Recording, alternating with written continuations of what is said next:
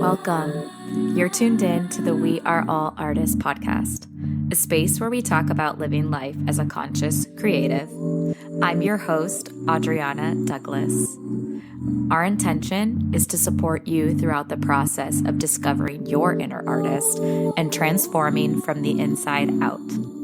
Here in this space, we believe that the way out is through. On the other side is a world with more art, more beauty, and access to more of you. Thank you so much for taking the time to be here with me today.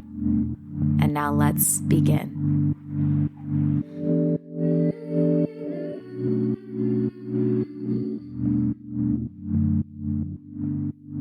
To help you ring in the new year, I have something new for you all.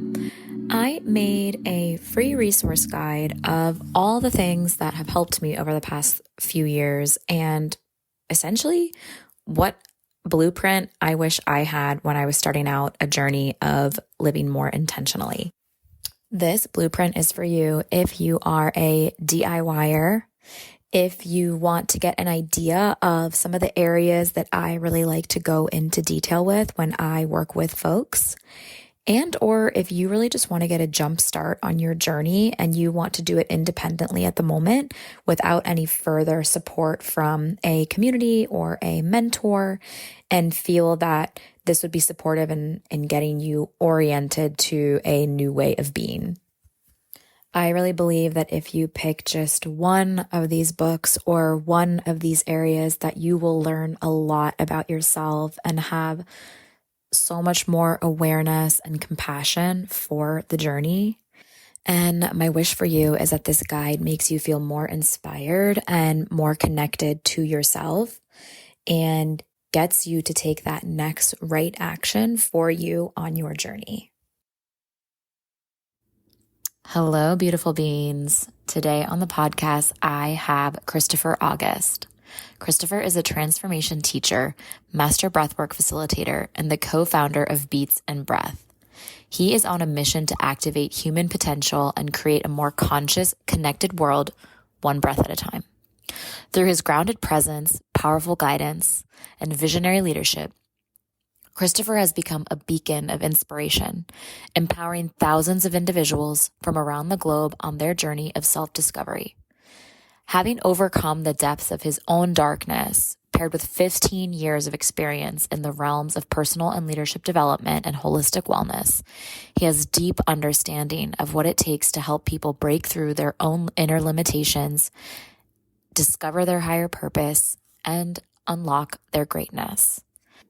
Throughout today's episode, we hit on quite a few topics. One of my faves, Gene Keys, as I've been going through the Venus sequence recently and loved being able to chat with somebody about it in real time. We talk about sonic breath work.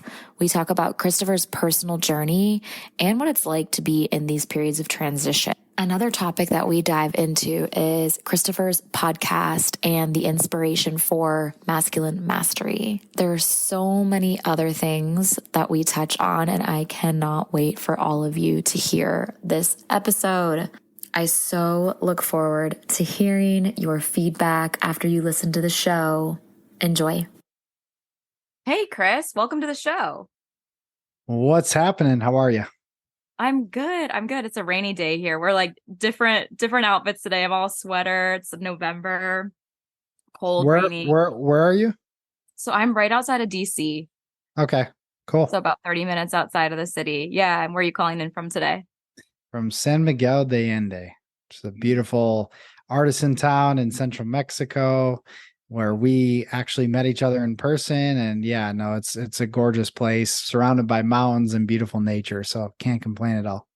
We did. I loved that trip. That was back in this summer, and we met, and I had the benefit of doing a breath. I say beats. It was Beats and Breath. We had a Beats and Breath moment. And it was fantastic. I had never experienced something so seamless and so integrated when it came to breath work. I was so used to very specific practices or very specific breathes that it was so cool to be able to flow like that. Mm. So thank you. Yeah, I'm glad that you enjoyed it. Yeah, we've created a modality and a technology called sonic breathwork. So that what you're explaining, combining rhythmic breathing with these cutting edge musical compositions to create deep and profound transformations for people. And it's very approachable. And I find that even people that maybe have just started meditating and maybe they can't sit silent or they can't sit in ambient music, this really helps you to drop in deep within yourself. And even for advanced people that have been meditating for a while or doing breath work, it really reaches people on all levels. So it's pretty cool. What inspired you to create that? Like, had it been a long time coming, or like bits and pieces coming together? Yeah. I mean, like all creation, right? It's a process, it's a journey. And the creative process in itself is unpredictable and will take you down many different avenues. But I first discovered breath work in about 2013 when I was living in Africa. I was a Peace Corps volunteer and serving there, and I just had left my corporate job, just finished my master's degree, and here I was in, the middle of this village, 17-hour bus ride from Dar es Salaam. And, you can imagine that type of experience. It brings you inward. I was had a job there as a health and business volunteer, but when I wasn't working, I was really, really wanting to and desiring to explore the different aspects of myself. Where when I was working in the corporate world, it's like go, go, go, busy. I was working at a tech firm. It's just like nonstop. And then the weekends I was partying. So there was no really reflection and contemplation time. And that's really when my spiritual journey started and really started to dive into yoga and meditation and all these different modalities, and really wanting to understand who I was and why I'm here and what contribution am I here to make to the world. So I started someone in the Peace Corps. We used to pass around thumb drives, USB drives, where we'd have movies and TV shows because, sometimes you just want to crave just to relax and put that on your computer and watch something. And someone passed me their thumb drive, and at the bottom of their thumb drive, I saw this folder called Kundalini Yoga. I'm like, what's Kundalini Yoga? And so I opened the videos one day and started doing them. And I was like, holy shit, like this is like some crazy technology. And so I started to have these really powerful, like energetic awakenings happening within me. Because in Kundalini, if you're not familiar with it or somebody listening to this, it's really combining breath and movement together in a very powerful way using technique like breath of fire, fast breathing. And I really started to realize, wow, there's something to your breath and how powerful this can be. And so that was the start into like breath work and how you can use and manipulate your breath to elevate your well-being physically, mentally, emotionally, and spiritually. And so that when I came back from that experience in Africa, I ended up getting certified and going through different certifications. And then after that, I was just like hooked on creating something super unique. And I already saw some people putting some music with breath work, but then I'm like, no, we can do it in a totally different way. And so long story short, in 2020, I met Johnny Buffalo, who's my business partner with Beats and Breath. And I was at a men's circle facilitating breath work with some music. And after he had such a profound experience, he's like, who makes your music? And I'm like, nobody. I've been looking for somebody. He's like, I want to make your music. So we created a album, our first compilation. It was 5 33-minute breathwork journeys. The album was called Soul Rise. It's an elemental breathwork experience that takes you through air, water, fire, earth, ether. It's like this powerful shamanic journey. And we just channeled it in 6 weeks, like all the music, all the guidance.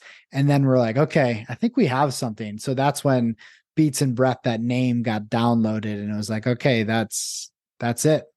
Let's do this and create a movement, create a community. So yeah, we've been doing that since 2020, 2021, and it's just been fantastic and growing. So I'm so excited. That story makes me smile so hard because, first of all, you never know where it's gonna take you. You're like, I never. started in corporate, then Africa. Like, it was from corporate to Africa? Like, where was the transition there? Was that the Yeah. So basically, I was 2012. I finished my master's degree and I had this great job and everything was on paper looked great, but inside it just felt super empty. And I was driving home on the highway one night. I remember was living in Buffalo, New York, where I'm from. And I saw this massive billboard and it said, "Are you ready to answer the call?" And in the corner, it said like sponsored by the Peace Corps. And at that time, I'm like, what's the Peace Corps? I've never heard of this. And for anybody listening, it's a grassroots American organization that volunteers in various countries around the world and various different segments: health, business, agriculture, teaching English, so forth. And so I went home and I Googled it and I was like, okay, this is checking boxes. I want adventure. I want freedom. I want to help others and have some sort of meaning. And like, this sounds pretty good. It may be a little intense, but let's give it a shot. So I applied and it took about a year and a half before I actually like got in and flew over there and everything. So it was a very intricate and detailed process, but I mean, it changed my life and I'm glad I said yes to it. Would you say that's when the journey inward started, was like basically all those Peace Corps moments that you're recalling right now? Like that was when you went inside? Yeah, I mean, I was seeking up until that point. There was curiosity. One of the books that sort of was a catalyst for me that I read in 2009 was Many Lives, Many Masters by Brian Weiss. Love And that book. yeah, it's a great book. And that book was really the jump off point for me to start questioning things a little bit more. And I've always been sort of the black sheep of the family, and very sensitive and intuitive, but that's that after reading that, it was almost like, okay, it's a permission slip to explore deeper. But then I was still in my party phase in my 20s and, having fun, and I don't regret it. But after that, I was kind of done. And that's what Africa kind of presented itself at a beautiful time. And it was like, yeah, I gotta do this. And, being there in those villages without electricity, without running water, living super primal, it really just brings you back to like this, yeah, I guess for lack of better terms, this primal state where you're living amongst the elements, you're living amongst nature, and through that vibration of living on the land and in community, something happens, right? It's like it's a part of our DNA, and we've gotten so far from that. So returning back to that, it was like, oh, okay, cooking over the fire, and looking at the beautiful sky and the stars at night. And so, yeah, it was, I mean, there's much to share about that experience, but overall, it was a huge catalyst for me. Absolutely. And for someone who, like myself, is still has a full-time job and is working and building creative projects as well, I'm curious. I feel like there isn't just one ingredient that got you to make that jump, like got you to that place. I know sometimes it's like getting out of our own way. It could Mhm. also be you're like, I just am so like desperate for something to to fill me inside, like to find fulfillment and purpose. So I'm curious if there are, and obviously there's a million deaths and rebirths that happen as you make a decision, like going to the Peace Corps or quitting your job or insert big life decision. So are there things that come up for you in terms of what kind of like what it took? Like what did it take to make some of these shifts that you've made to iterate in your life? Yeah, I'm an interesting one and maybe not the best person to answer this question because I'm kind of a risk taker Okay. Well, that's when it helpful to comes. know. Some people are risk averse. So Yeah, I mean, there's definitely some fear to lean into, and I think that's natural for anybody. I mean, you have to. It's like, for me, a lot of people exist within the realm of I like my safety, I like my perceived security, and I put that air quotations there yeah. because I'm receiving a week to week paycheck or an every other week paycheck, and I get that, and I have no problem with that. But at what cost? Right. And so for me, the cost was my soul, my heart, my spirit. It felt dim working in this cubicle in this office, doing these things that I didn't want to do. And yeah, like to a degree, it was great having the financial stability.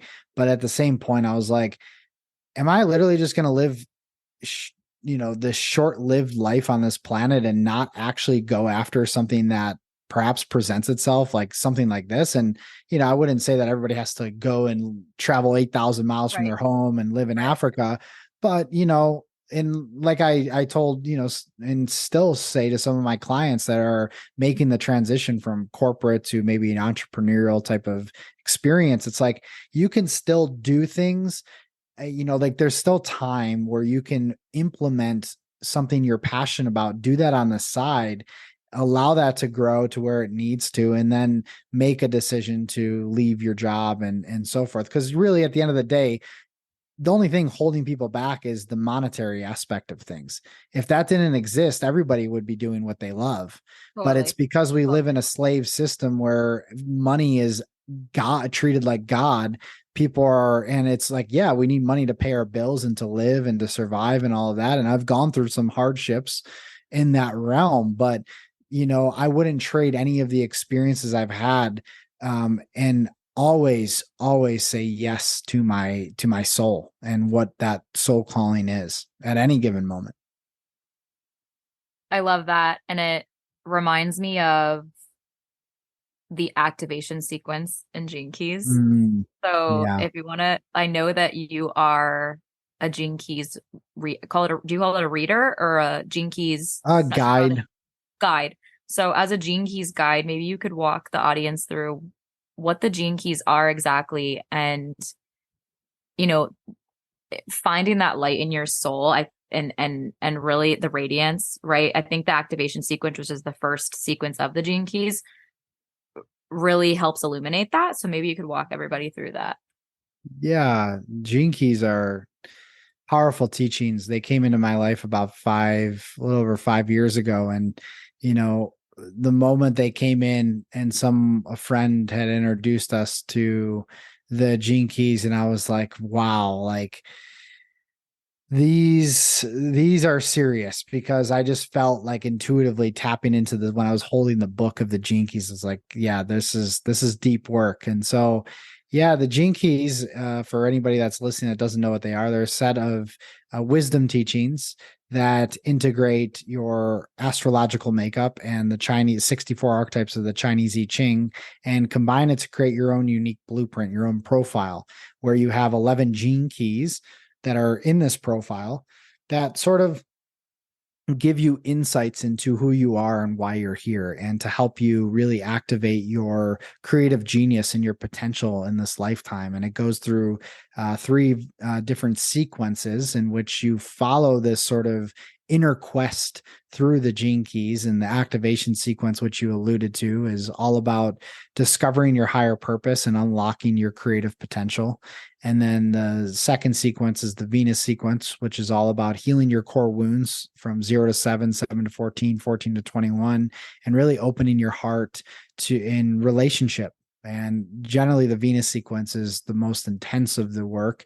For anybody on the personal growth, personal transformation journey, like this work is, I would say, the most powerful teachings there are. Like, if you weren't to read any Anything. other self-help book or anything, like just go to the gene keys. Like, if you really want to get to cut to the chase and go to the core, that the gene keys are it. So, and then the last sequence is the pearl sequence, which is all about liberating your prosperity. It really speaks to the new paradigm of business and leadership and how you're meant to steward money and all of that. And just a beautiful set of teachings that really are anchored in the idea of and the notion of contemplation, where when you begin to contemplate your personal gene keys, you begin to, I guess, investigate and inquire into how these keys are showing up in your life and your relationships. That's when the true transformations begin to happen. And it really is a very powerful process for shifting states and really helping you to awaken to your higher potential that's available to you, and it's available to all of us. But not everybody's ready for it right away. It will come to you when it needs to. And perhaps this is uh the invitation you need, hearing this conversation now. I think some of the thinking about like the way that it's laid out with each gene key having a shadow, a gift, and a city. I Mm-hmm. think one thing is that it was really helpful for me to think about shadow in that way, because sometimes when you hear shadow and you're a quote unquote, air quotes beginner in a Hmm. healing journey, you could get a little freaked out or a little like hesitant to dive in. But when I saw the shadows like specific to my profile, like it felt like everything made sense. I no Yep. longer was like, there was so much less judgment. There was so much less shame or guilt because I was able to be like, oh, there's a gift in this. Like it was like immediate, like even just with that, it was like an immediate shift. And then the other thing I remember, I feel like Richard Rudd talks about in a lot of his recordings is like focus on the gift.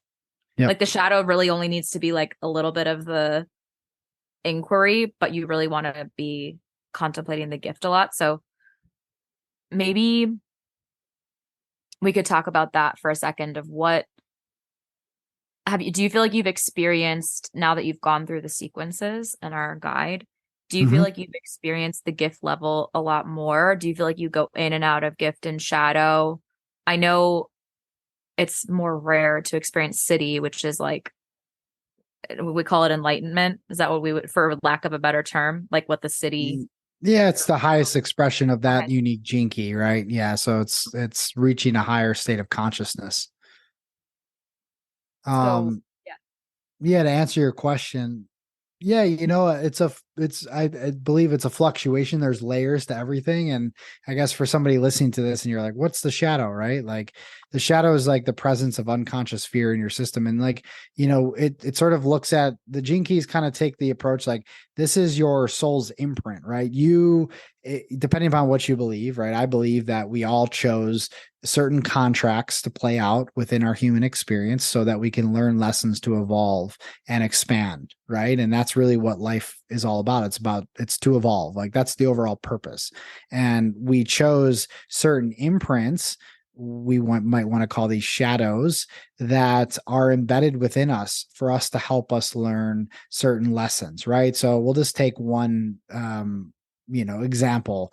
If you look at gene key 5, which is the shadow of impatience and the gift of patience, right? And this is a big one. We all experience some level of impatience, but if you have this in your profile, this is going to impact you on a deeper level. The shadow of impatience, where impatience becomes a teachable, beautiful lesson for you to embody and learn how to really anchor yourself within the frequency of patience in your relationships, where probably you get triggered the most, and also in life in general. And so, that's just one example. There's 64 gene keys, but each of them have a shadow, a gift, and a siddhi. And so I guess to answer your question, you asked about, doing this work for a while, do I find myself more in the gift frequency? And yeah, I would say for the most part, but there's still layers to it, right? There's still Totally. certain shadows that come up, Totally. right? And one of the biggest ones that have been sort of testing me over this past year was around 43, which is the shadow of deafness. And it's Okay. more so deafness, not listening to the subtle layers of your intuition, and maybe ignoring the creative rebel in you, right? And Yeah. I love that gene key. It's very powerful. But yeah, so the shadows still show up, but they show up in different ways, right? There's different angles, right? There's like different layers. It's very multidimensional. But I would say that because of my awareness and because I've developed a decent amount of awareness, and of course never done, always evolving, I'm when I get triggered by a shadow or if something comes up, I'm a little bit more easier. It's a little bit easier for me to navigate it and to integrate it. And oh yeah, I can recognize I'm being triggered right now. Okay, great. So this is an opportunity for me to go deeper into this and to allow the gift to emerge, because through every shadow is a gift. And that's why the shadow, the darkness, all of the things that we want to avoid, it's all actually serving you. And when we can go into it and we can lean into it, we can feel into it, that's when we rise out of it and into the gift. And that's the purpose of shadows and the darkness and pain and struggle and challenge and all of that. One of the things that I'm thinking about as you share that is also for those listening is that just because it's not in your profile doesn't mean that you can't tap into that gene key and Mhm. experience it. And I found that to be helpful. And knowing that the information might just be coming to you in a different way. Like you might receive it even like more openly because it's not in your profile. You know, you're not like attached to the profile, if you will. So I've also loved that about it because I definitely have felt as I'm going through the Venus sequence now that some of the explanations around the lines that you have in the profile has been really supportive to see the other lines available and not because then you're like, oh, this is how I'm working with other people. Like you said, it's all about relationships and relating. So you get to see how other people's lines might impact you and how you can do the dance together. So I really loved that about Gene Keys as well. Yeah. Yeah. I mean, the lines, that's a whole nother Oh, no, conversation. yeah, right. That's very important to when I do readings with people.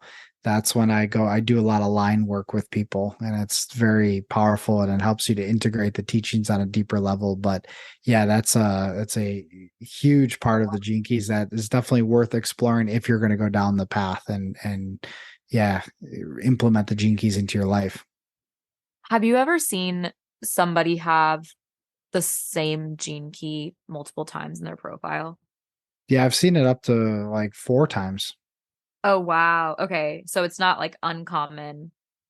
No, Necess- generally you see doubles. And when you see a double of a key, I always tell people depending on what sphere it falls in. But nonetheless, like that energy, the shadow, the gift, and the city, they're all amplified because you have double of that energy in your profile in your chart. So yeah, I've seen up to 4 times though, same G key. I'm Okay. like, I wow, feel lucky. I have two. I have a two. I have a double. So what's your double? my double is dishonesty, intimacy, and I forget the city. Son, So yes. Is it dishonesty or dishon? transparency. Okay. Third one. Yeah. So it's in my Venus sequence, like one Mm, right after the other. wow. Which spheres? um, I'll find that while we keep talking Cool. because that's something that I don't see it like referenced that much in the teachings. I haven't seen it like talked about that often. I'm sure in some sort of replay on the website where they host those monthly calls, maybe. There are a few folks that lead calls, right, for Gene Keys. And I'll get emails that say, hey, we're hosting a call on this sphere Yeah. at this time. Anyway, I unless they talk about it on those calls, I haven't found it. So it's dishonesty, intimacy, transparency, Gene Key 59 in IQ EQ. And IQ, EQ. Wow. Okay. Yeah, those are two very powerful spheres, one being your mental body, the other being your emotional body. And, that's a beautiful inquiry of diving deep into that gene key, especially in that shadow of dishonesty. It's like, where are we not honest with, most importantly, with ourselves, right? And that's the question. I think no matter what you have that gene key or not, that's a question we should all ask ourselves. Where are we being dishonest with ourselves? And how can we create more intimacy with ourselves? So everything always comes back to self. And then obviously that then extends out to others. Where are we being dishonest with others? How can we create more intimacy with others? Where are we scared of intimacy? All of those things. It's a powerful gene key. It definitely is. And I found that, like, just to your point about everyone being able to explore every gene key, the thing that I thought about as I'm early on in the contemplation journey for these. It's actually because he recommended that you take about a month for each key in the sequence. Oh And it can yeah. also take years. It can take years and years and years to contemplate. However, I'm coming upon this month, at the end of the month, I'll be coming upon the gene key we just talked about for the next 2 months. So I'm about to start on the journey, but the thing that, like, just when I saw the profile initially, to me, the dishonesty and intimacy, just for humans in general, I think it's what comes up a lot for me is about trust and being able to actually trust my intuition, right? And that's a whole different ballgame. But I found that that's been one of the things that comes up as I reflect upon it. And there's another gene key. It's like half-heartedness and commitment. I forget which one Yes. it was. So I think I've found with the dishonest piece, like it's been really interesting, as you said, to just be like, what do we tell ourselves every day? Like for me, it's been more about, like you said, the self-talk, where I'm like, what am I actually like telling myself, and what and how is that impacting me on a day-to-day basis, right? In the choices that I make. So Mm. I definitely think Gene Keys is powerful work for anybody out here listening that is looking for, as we said, like a just cut to the chase process. Gene Keys is it. So something that we could dive into that I've seen a lot in the podcast that you host. So just for those listening, Chris has a podcast. It's called Masculine Mastery. Masculine mastery. Yeah. And a lot of this, you have solo episodes and guests. Yep. And a lot of the content is around, at least from the way that I have read it, is like conscious creation, masculine mastery, like having men step up, having men start their hero's journey, having men really own their creator potential. Does Mm-hmm. that sound? Yeah. Yeah. Yeah. Right now, my main two projects brands, Beats and Breath, my Breathwork brand in our app, and then my other brand, like you've alluded to, is Masculine Mastery, which, yeah, it's all about supporting men on their journey to becoming more heart-centered, authentic, empowered, embodied, integrated men in the world. And there's a lot of stigma around, obviously, men, and we've heard all the narratives about men not feeling their feelings. So I'm not going to dive into all of that. We know that it's been a huge thing within this world to really create this narrative where there's this, and I never refer to anything as toxic because I don't really like toxic masculinity. I like more unintegrated Yeah. masculinity, Yeah. where it's like these men, a lot of men are struggling to find their voice, to be vulnerable, to share themselves in a way in which they can express what's going on within them, because there's a lot of anger, there's a lot of shame, there's a lot of guilt, and there's no real powerful outlets for men to express that, specifically within their homes or their communities and so forth. Now, fortunately, there is now. I mean, there's more men's groups forming and all of that, but overall, like the deepest healing work that I've seen, and not only within myself, but also facilitated, has been within spaces with other men, and having men come together man to man to really open themselves up fully, to let out all of that primal energy, which generally there's a lot of sadness, that I see, a lot of grief, and that's generally expressed as anger and rage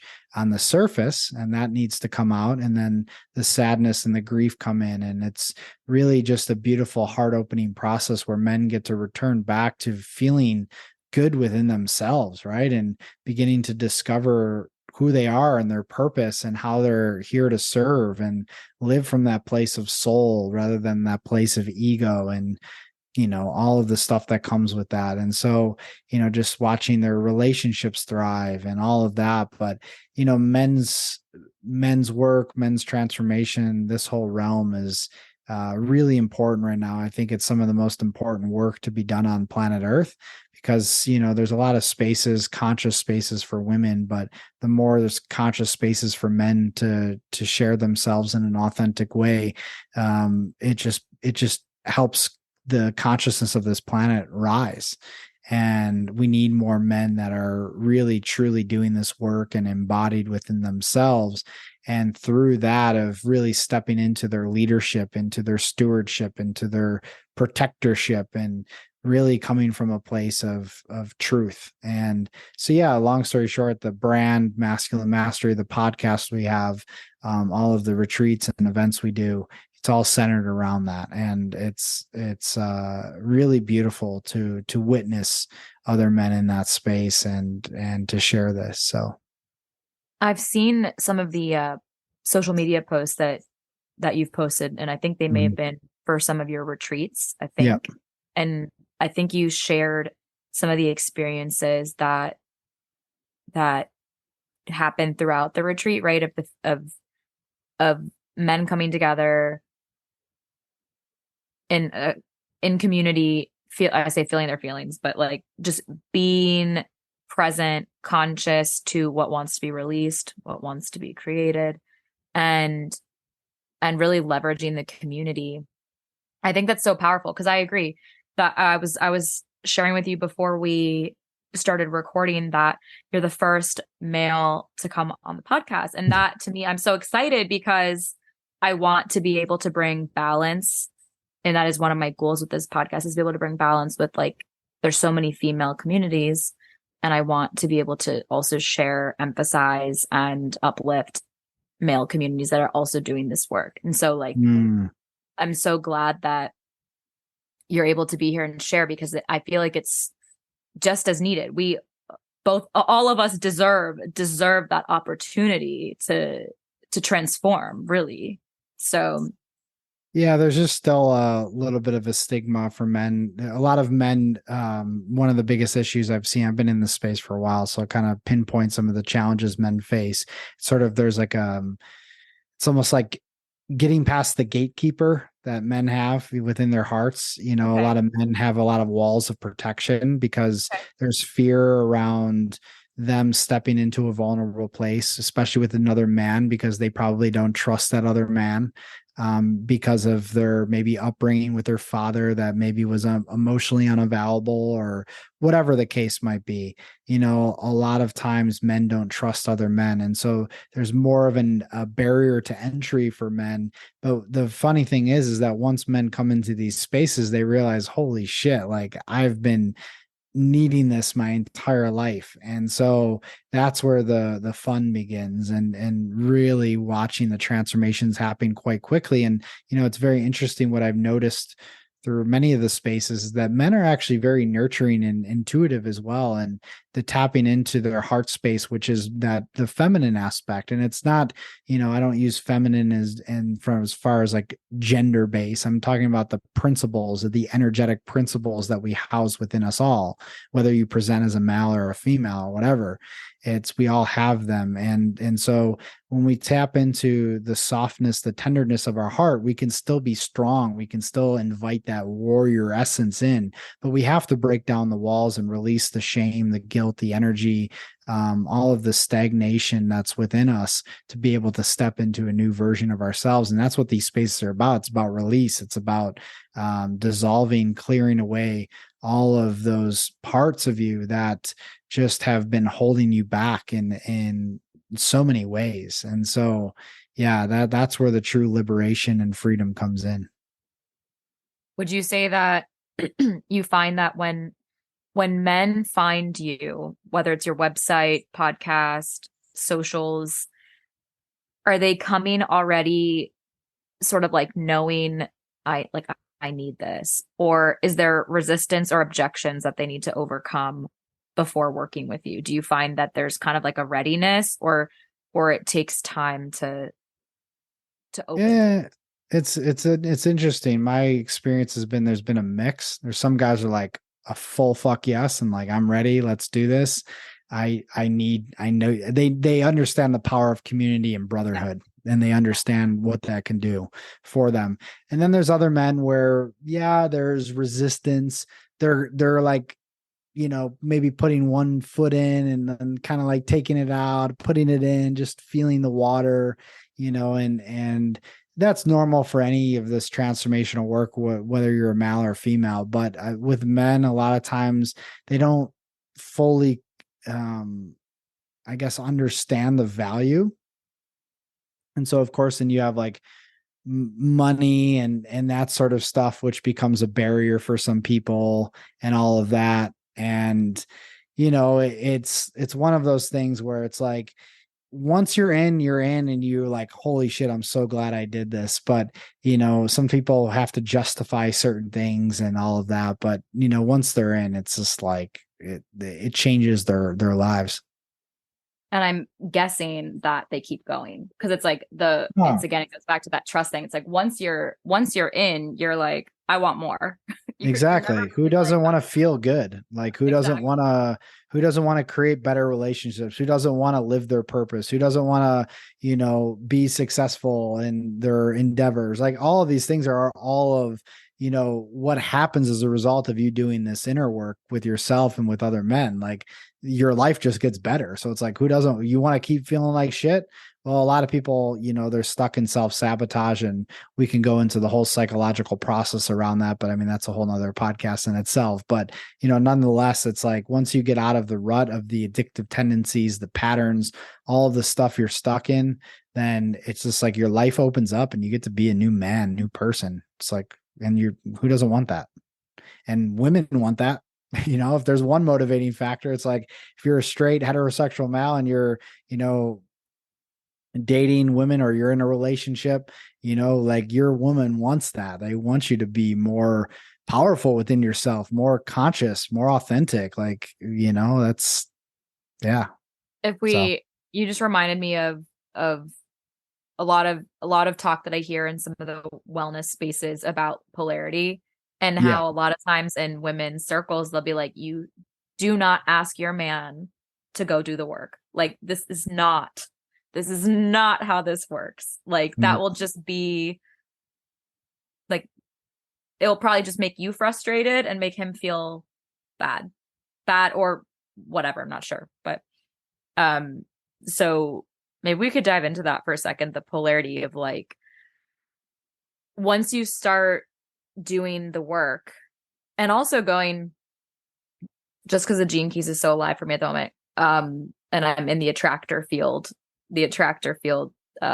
gene key is what I'm contemplating right now. For those that don't know, it's really like, it's kind of like, I think you're attract and repel, like what you draw in, whether it's experiences, circumstances, life lessons, contracts, etc. Karma, like karmic experiences, right?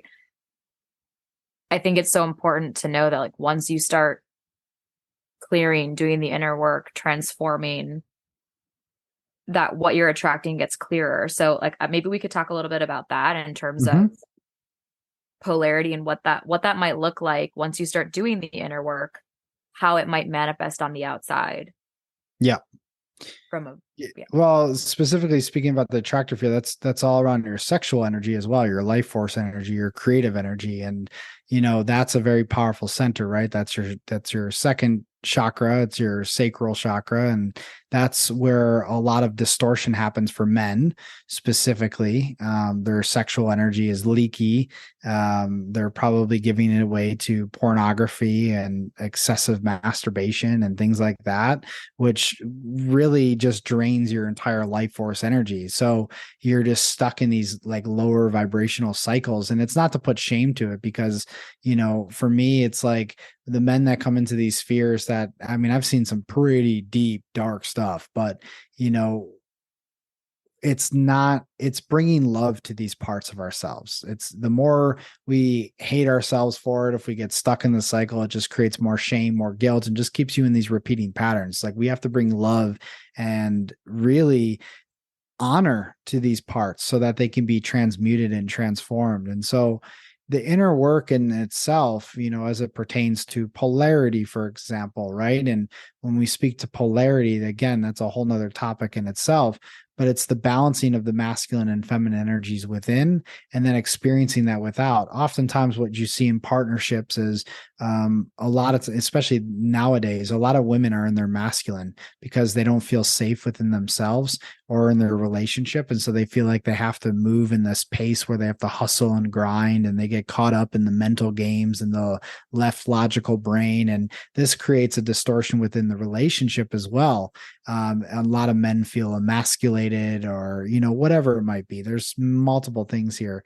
So when you begin to turn on your authentic masculine power and you get to step into that, and I know who I am. I know why I'm here. I know how I'm serving, and you begin to really live from that place and live from the heart. And you begin to move this energy into the upper centers, into the heart, rather than being stuck in survival and lack and scarcity and guilt and shame. Everything begins to transform on the outside, right? Because everything's an inside job. We live in a hall of mirrors, and it's an inside out game all day. And so when you do the inner work, your relationships, your life, everything begins to shift on a grand level. And your partner, if you have a partner, and let's just say in this case, we're just speaking to heterosexual couples, but in this case, you're a female, and your partner can feel more relaxed in herself, and she can be able to drop into a space of safety. The more present you are, the more safe you feel within yourself, the more that translates to your partner. And so doing this work then creates a beautiful polarity within a partnership and a relationship, where both people can feel very much in their center, in their core, and in their natural energetic alignment. So that's the power of the inner work on a very base level, but it goes way beyond that as well. I love that. And what you're sharing about if you're in a partnership, I think just being even aware of some of the discussion or conversation around polarity, it can allow you to have more of that witness turned on and have more of that awareness. And at least for me, like, the goal in some of these dances is to be able to observe from a more neutral place, and not, like, obviously we all get activated. We live on earth. But to be able to be a little more neutral when looking at the masculine and the feminine dance, because like you were just saying, so many of us women living in our masculine, like, there's also sometimes you're like, well, how do I change it? Like, how do I, like, I've been doing this dance for my whole life. How do I shift and move right to a different state? Like, it becomes about the being, which for me, for so long, I didn't really get that. I didn't get that it was about the being versus the doing, right? And we talk about being is more feminine and doing is more masculine when you're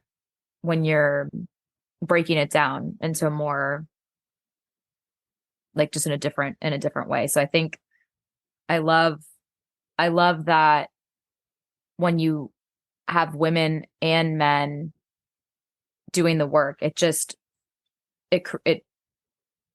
creates a much more transformative experience instead of one person only, right? Or just knowing first and foremost that you have both of those energies within you. Because I think once you know that, it starts to become, again, it's all about awareness. I feel like this whole thing is like a game of awareness. Like when you're on your inner journey. And so I so appreciate your explanations on this, because I feel like it has to be talked about more. Yeah. Well, just to simplify it, it really comes down to recalibration of the nervous system. We live in a culture, we live in a society that pushes us to make things happen, right? So we live in a state of force, we live in a state of control, we live in a state of resistance, we live in a state of hustle and grind and doing constantly. And this is for both male and female, right? We all have been programmed and conditioned that this is the way we're meant to live, but it's actually the opposite. And so this process of softening, which I like to, or letting go, maybe is a better term, it's a process in which we're recalibrating our nervous system to learn how to trust life, to learn how to trust ourselves. And this goes for everybody. That when we can learn how to trust ourselves and trust the greater universal intelligence that is around us, that we get to begin to drop into a state of ease within ourselves. There's a term, actually, a Chinese proverb, Richard Rudd uses it in the Gene Keys, and it's easy is right. Yeah, right is easy. Yeah. or right is easy. Same thing. Yeah. Yeah.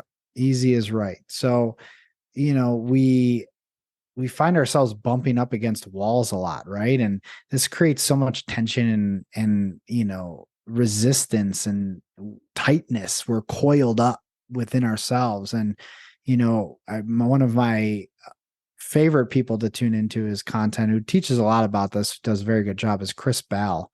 And Chris talks about how the most spiritual thing we can do is learn how to relax. And relaxation is a very beautiful quality that if maybe you've come across maybe just a couple, maybe one or two people in your life that was truly relaxed. They were vibrating within their authentic self, where they didn't have a care in the world and they just were totally at ease with life. That's a very powerful magnetic quality. And imagine all of us, imbuing that quality and integrating that within ourselves. And it takes time, to recalibrate our nervous system from all of the bombardment of information and distraction, all of the things that we've succumbed to over these years. It takes a while. In the Gene Keys, he says that it takes up to 7 years to basically rewire your cellular memory. And so this doesn't happen overnight, but we have to bring consciousness and awareness to these patterns that we hold. And then from there, and this is not about non-action. It's not about just doing nothing. It's about coming into a trust and an acceptance of life, and then taking inspired action towards your highest excitement and your highest passion at any given moment. That's another teaching from Bashar. It's more so like, what do you feel lit up by? And follow that to its till you can't follow it anymore. That's the secret for really creating the life that you truly desire. But you can't do it from a place of desperation because it doesn't work, or a place of force because it doesn't work. It has to be done from a place of ease within yourself. So hopefully that simplifies it and gives people maybe a little bit of a formula. Yeah. And I'm thinking now, as you're saying that, I'm like, how does one relax into the mystery more? I'm constantly wondering that. I'll give a pretty tangible and practical example. Somebody was asking me this the other day, and I shared it with them. So a practice that I used to do. So I used to exist in a pretty tight, tense state. I used to have a lot of scarcity, lack mindset beliefs, right? Not only around money, but just in general. And so what I started to do was, those moments where you wake up with a lot of anxiety, a lot of fear. Let's just use money, for example, because it's a good one. It triggers people. So let's say you have a couple dollars in your bank account. I don't know how I'm going to pay this bill tomorrow. I don't know how I'm going to get by. I'm going to buy food or whatever. And I've been in that place before. And you're scared, and you just can't stop the worry of the mind from just circulating. The ego is just chiming in, like, do something, scramble, whatever. And generally I found the opposite works, right? When we can relax and open yourself up to trust, which is not an easy thing to do in that situation. But what I started to do is, when things would start to work out, which it works out all the time. There's never a time it doesn't work out. Even the time you have $2 in your bank account, it's working out for you because it's teaching you something. So, when for example, let's say I had $2 and maybe the next day I got a client and I just got $1,000, right? I would write that down in my journal and like put the date down. It worked out, right? That's what I would call it in my journal. It worked out, right? And put that down, that maybe just a bullet point about what happened. And I would do this for like 2 years, all the times where I was in desperation or I was in worry or doubt or fear. And then something magically appeared and worked out, I would write it down. So then I was training my mind. I would look back on the journal and I would say, oh, wow, I can really trust. There is nothing to be afraid of. Actually, everything has worked out for me all the time. There's never been a time it hasn't worked out. And so that's really a beautiful practice because it kind of quiets the mind, because generally it's the ego and the mind that create the chaos that we experience and keep us stuck in the frequency of fear, where when we don't have to be. Actually, we have a choice, but we've been programmed that way. So it's hard for a lot of people to escape that. But that was my way out. And of course, breath work and all of these other things that supported that process of retraining my somatic body and my nervous system. But, Yeah, that's a powerful process. And when you can lean into the full trust of yourself and life, there's no better feeling because you're actually free, and that's freedom. I love that. The freedom piece is something that you hear so many people talk about, right? They want more freedom from their job. They want more freedom in their location and their schedule and their, you name it. And I remember, I don't know if you have heard of Sethi. He has the book I Will Teach You How to Be Rich, and it's a lot of practical tips on it. But I have his journal where it's a really practical way of kind of getting your finances in order. Okay. And it's less like woo woo and more like just real life shit. Yep. And I think it was him, but if not somebody else in the finance world, that was kind of like, people say they want freedom, but then like when you ask them what they want, they don't know. You're like, oh, what else do you like? What do you want? They're like, freedom. And you're like, from what? Or like, what are you going to do with it? And then people kind of go silent. So I guess maybe walk me through, and this would be a good way for us to close, is walk me through, if somebody wants to work with you and they're coming to you, what does that process look like for them to feel more liberated, right? And it could be, do you only work with men, or do you work with women as well? Well, before I answer that question, I'm going to address the freedom standpoint, because freedom, is an interesting one, because yes, we desire freedom, and what you alluded to is outer freedom, right? Which is more money, more time, more ability to do what I want when I want. Let's just simplify it as that. To do what I want when I want. Beautiful. Yep. That's outer freedom. But you may receive a sense of outer freedom in some degree, but unless you're free on the inside, no amount of outer freedom is ever actually going to be something that you can actually savor and be present with, because most people, they're looking at from the outside in rather than from the inside out. So when you become free within yourself, which is a process, and we're all going through that, freeing ourselves, we begin to experience a greater degree of outer freedom that means a lot more.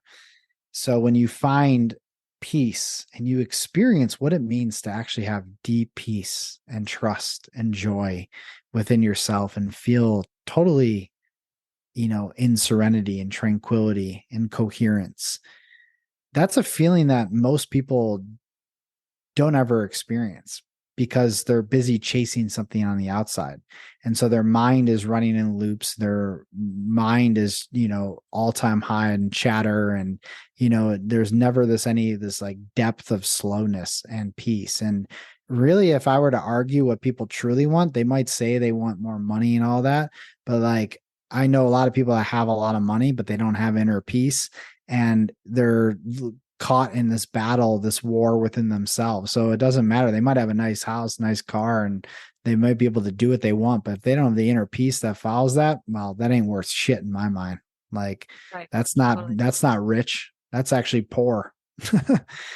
So, just wanted to clarify that. Absolutely. That reminds me of, there's a tarot card. It's like 5 of Pentacles, and it's, the picture to me is like, it's like spiritual poverty.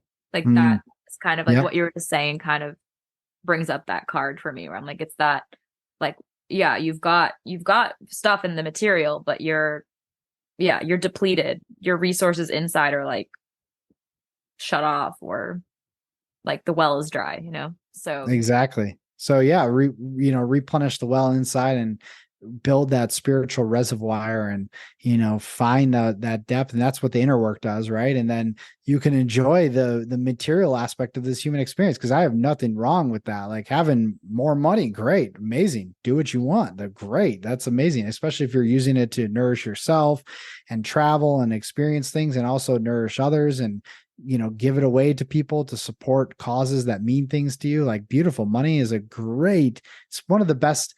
Someone once told me, and I'll close with this, money is the last spiritual frontier.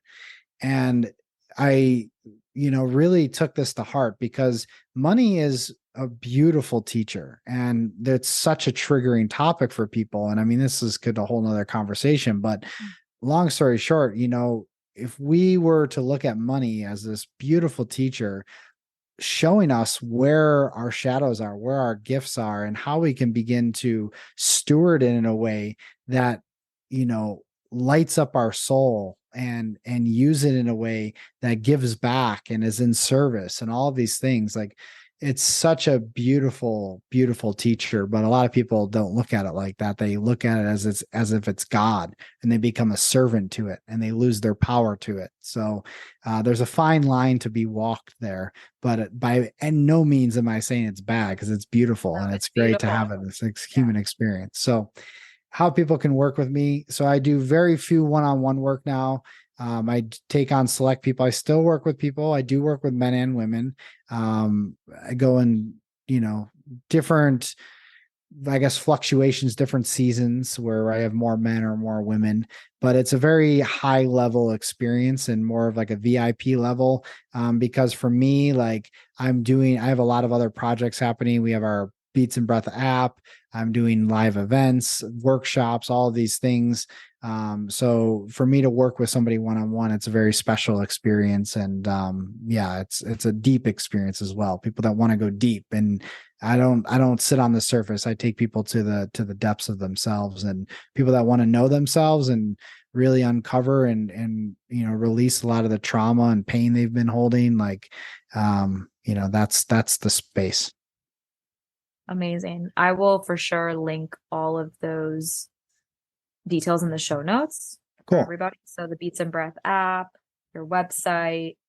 Do you still do readings? I do Gene Keys readings. Yeah. I just did one the other day, actually. I took off my calendar for a while because I just had so much else going on, but I put it back on. So just kind of like, I guess what I just found out is my Gene Keys readings like on the first page of Google. So what was happening was I was like, I didn't realize I was getting so many Gene Keys readings. I was like, okay, I got to just take a break for a while because it was so much, but I just put it back up so people can still do that maybe for another couple months until I take it back down. But those are still available. Amazing. Well, thank you so much for coming on the show. I had a great time chatting with you, and I hope to have you back someday in the future. Yeah, thank you so much. It was a wonderful conversation. Thank you so much for tuning in to today's episode. I hope you learned something new and embrace being the student of your own life until the time we meet again. If you'd like a way to support the show and to hear more of this content, it means so much to me for you to take a few minutes out of your day to leave a review wherever you listen to your podcasts. I'd love to stay connected with you on Instagram or TikTok at Adriana Goes Creative. You can find me and hit follow while you're feeling inspired right after listening to the show. I can't wait to get a DM from you hearing what you loved about it and what you desire to hear more of. I appreciate each and every one of you so much. I'll talk to you soon. This podcast is for entertainment and general informational purposes only. I am not a licensed healthcare professional, and this podcast is not intended as a substitute for the advice of a physician or other qualified professional.